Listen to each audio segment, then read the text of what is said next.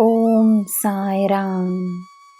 ನನ್ನ ಮುದ್ದಿನ ಮಗುವೆ, ನೀನು ನೀಡಿದ ದಾನವು ಯಾರಿಗೆ ಸೇರಬೇಕೋ ಸೇರಿದೆ. ಪೂರ್ಣ ಮನಸ್ಸಿನಿಂದ ನೀನು ಮಾಡಿಕೊಂಡ ಪ್ರಾರ್ಥನೆ ನನ್ನನ್ನು ತಲುಪಿದೆ. ನಿನ್ನ ಪ್ರಾರ್ಥನೆ ನೆರವೇರುತ್ತದೆ. ನಿನಗೆ ಸುಲಭವಾಗಿ ಸಿಕ್ಕಿದ ಒಂದು ವಸ್ತು ಬೇರೆಯವರಿಗೆ ಕಷ್ಟವೆಂದೆನಿಸಬಹುದು.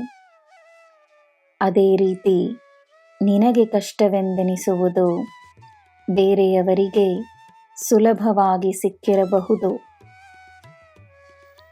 ಸತ್ಯವೇನೆಂದರೆ ಎಲ್ಲರಿಗೂ ಅವರ ಶ್ರಮದ ಫಲ ಸಿಕ್ಕೇ ಸಿಗುತ್ತದೆ. ಜನರು ನಿನ್ನ ಶ್ರಮವನ್ನು ಗಮನಿಸುವುದಿಲ್ಲ. ನೀನು ಅನುಭವಿಸುವ ಸುಖವನ್ನು ಮಾತ್ರವೇ ನೋಡಬಲ್ಲರು. ಅದೇ ರೀತಿ ಅವರ ಶ್ರಮ ನಿನಗೆ ಕಾಣಿಸದಿರಬಹುದು. ಎಲ್ಲರ ಅವರವರ ಪಯಣವಿದೆ.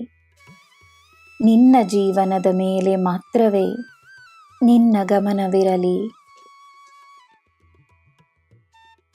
ಜನರು ಏನು ಯೋಚಿಸುತ್ತಾರೆ, ಅವರಿಗೆ ಏನು ಅರ್ಥವಾಗುತ್ತದೆ, ಅವರು ಏನು ಮಾತನಾಡುತ್ತಾರೆಂದು ಚಿಂತಿಸಬೇಡ. ಜನರು ಅವರ ಜೀವನದಲ್ಲಿ ನಡೆಯುತ್ತಿರುವುದನ್ನೇ ಎಲ್ಲರ ಜೀವನದಲ್ಲಿ ನೋಡುತ್ತಾರೆ. ಅವರಿಗೆ ಅರ್ಥವಾಗುವುದಷ್ಟೇ. ನಿನ್ನ ಕೆಲಸವನ್ನು ನೀನು ಮಾಡು.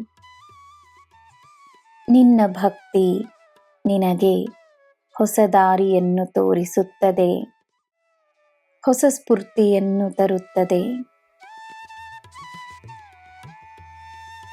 ಎಲ್ಲ ದಿಶೆಗಳಿಂದ ಒಳ್ಳೆಯದೇ ನಿನ್ನ ಬಳಿ ಬರುತ್ತದೆ. ನಿನಗೆ ಎಲ್ಲ ದೇವರು ದೇವತೆಗಳಿಂದ ಆಶೀರ್ವಾದವಿರುತ್ತದೆ.